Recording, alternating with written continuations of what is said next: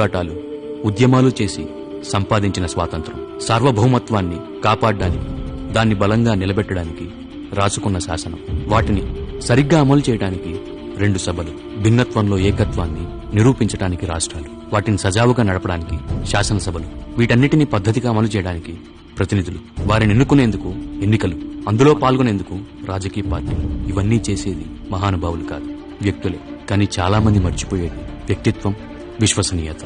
వ్యక్తిత్వం, విశ్వసనీయత మాత్రమే తనని వ్యక్తి నుంచి శక్తిగా ఎదిగేలా చేసింది.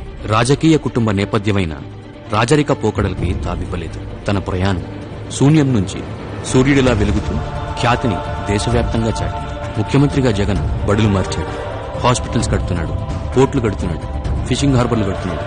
అందుకు మాత్రమే ఓటు వేయమని నేను అడగట్లేదు. పెద్ద పదవిలో ఉన్న పేదింటి మనిషిలా ప్రతి కుటుంబం గురించి ఆలోచిస్తున్నాడు.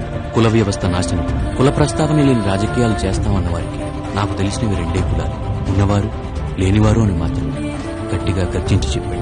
ఆత్మగౌరవం కోసం పుట్టాము అని చెప్పి రాజకీయాలు చేస్తున్న వారికి పేదవాడికి కల్పించే ఆత్మస్థైర్యం, దాంతో సొంత కాళ్లపై పేదవాడు నిలబడ్డప్పుడే అసలైన ఆత్మగౌరవం అని చాటి చెప్పాడు.